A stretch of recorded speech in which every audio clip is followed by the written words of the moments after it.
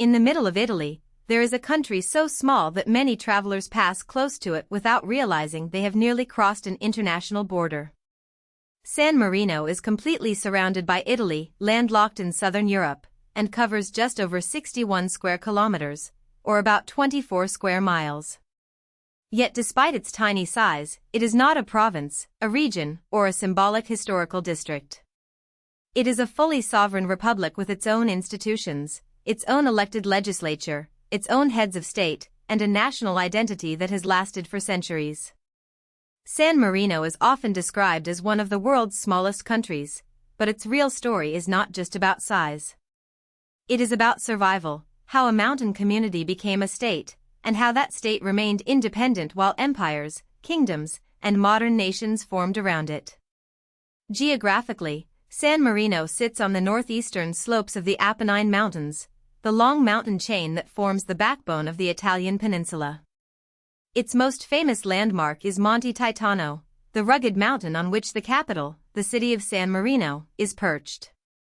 This location has shaped almost everything about the country's identity. From the mountain's heights, settlements and fortifications could watch the surrounding landscape, giving the community a defensive advantage in earlier centuries. The dramatic cliffs and towers also gave San Marino a visual symbol of independence, a small republic literally standing above the plains around it. Although the capital is the best-known place, the largest settlement today is Dogana, located in the municipality of Serravalle near the Italian border, reflecting how modern life has expanded beyond the historic mountaintop center. San Marino's origin story reaches back to the early 4th century. According to tradition, the country was founded in the year AD 301 by Saint Marinus, a stonemason from the Roman island of Rab, in what is now Croatia.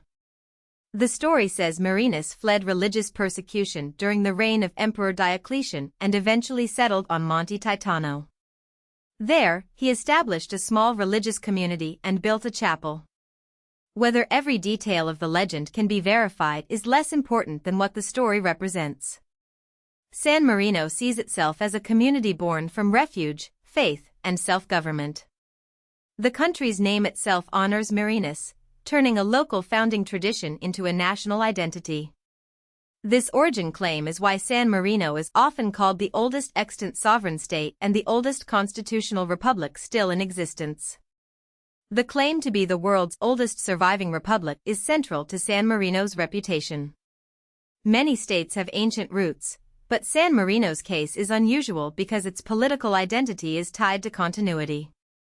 It presents itself not as a modern nation invented after a recent revolution, but as a tiny republic whose institutions evolved from medieval self-rule.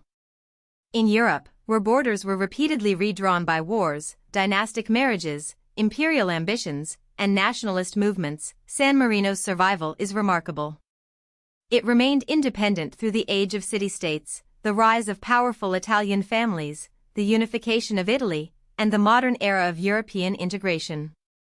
Its continued existence shows that sovereignty is not only about military strength or territory. Sometimes it also depends on geography, diplomacy, tradition, and the ability to avoid becoming too valuable a target. San Marino's political system is one of its most distinctive features. The country has a democratically elected legislature known as the Grand and General Council. From this council, 2 heads of state are selected every 6 months. They are called the Captain's Regent. Unlike most countries, where one president, monarch, or prime minister becomes the visible center of power, San Marino deliberately divides that symbolic role between 2 people. Even more unusually, they are chosen from opposing political parties and serve together with equal powers. This design reflects a deep suspicion of concentrated authority. By rotating leadership frequently and requiring shared office, San Marino's system encourages balance, compromise, and continuity. It is a rare constitutional structure, with Switzerland's Federal Council often noted as the only comparable model, though Switzerland uses 7 collective heads of state with different responsibilities. The 6-month term of the Captain's Regent may sound ceremonial or even impractical, but it is part of a much older republican logic. In small political communities, power can become personal very quickly. Short terms reduce the risk that any one faction or individual can dominate the state. The captain's regent preside over several institutions, including the Grand and General Council, and embody the Republic during their term. The system also creates a rhythm of civic renewal. Twice a year, the country formally changes its heads of state, reminding citizens that office is temporary and that the Republic is larger than any officeholder. In a world where political leaders often seek longer mandates and stronger executive powers, San Marino's model feels almost countercultural. Authority exists, but it is intentionally limited, shared, and constantly rotated. San Marino is not part of the European Union, but it is deeply connected to Europe. It uses the euro as its official currency, even while remaining outside the EU's political structure. This arrangement reflects the reality of microstates in Europe.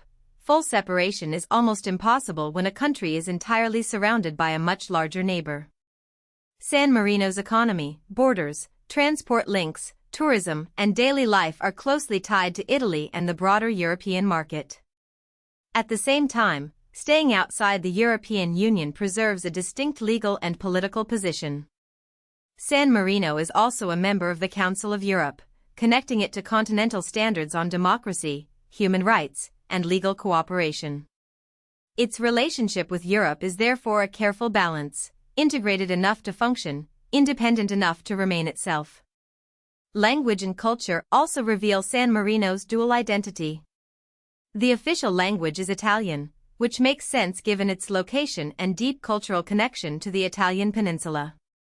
But the country also has a traditional local speech form known as Sammarinese, a dialect of Romagnol.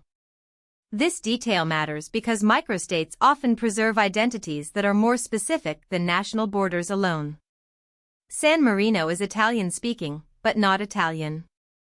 It shares foodways, regional history, architecture, and social customs with surrounding areas, yet it has a separate civic memory and political tradition.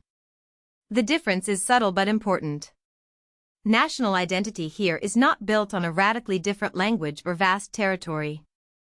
Instead, it rests on continuity, institutions, local pride, and the belief that this mountain republic has a story distinct from the country that surrounds it.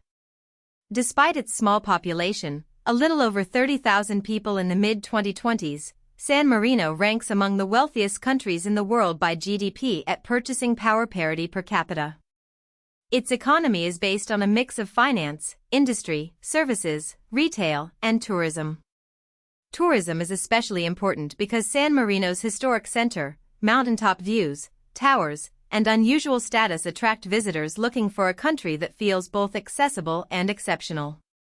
Retail and services benefit from visitors crossing in from Italy, while finance and specialized industries help diversify the economy beyond souvenirs and sightseeing. This mix is typical of successful microstates. They cannot rely on large domestic markets, so they turn size into an advantage by developing niche sectors, efficient administration, and an identity strong enough to attract international attention. San Marino's historic image is inseparable from its fortifications. The towers on Monte Titano are more than postcard scenery, they represent the practical needs of a small state in a turbulent region. For centuries, the Italian peninsula was divided among rival city-states, papal territories, noble families, foreign powers, and eventually nationalist movements. A tiny republic could not compete with great armies, so it needed defensible terrain and cautious diplomacy. The mountain gave San Marino a natural stronghold, while political skill helped it avoid absorption. Its leaders repeatedly had to navigate relationships with stronger neighbors, especially as Italy moved toward unification in the 19th century. San Marino's survival was not inevitable. It was the outcome of being small enough not to threaten others, symbolic enough to be respected, and persistent enough to maintain its institutions.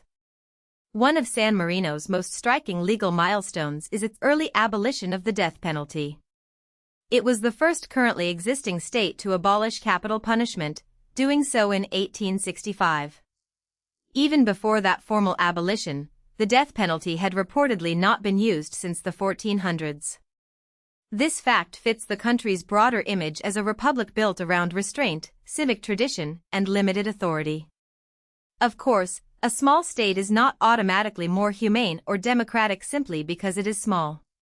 But San Marino's long record on this issue has become part of its international identity. It suggests a political culture in which the state's power over life and death was restricted earlier than in many larger countries. For a microstate, moral symbolism can be a form of influence, and San Marino has used that symbolism effectively. Today, San Marino is a reminder that countries do not need to be large to be historically important. It has a capital on a mountain, a population smaller than many towns, and a political system that changes heads of state twice a year. It is surrounded by Italy, uses the euro without being in the European Union, and maintains a national identity rooted in a founding legend from AD 301.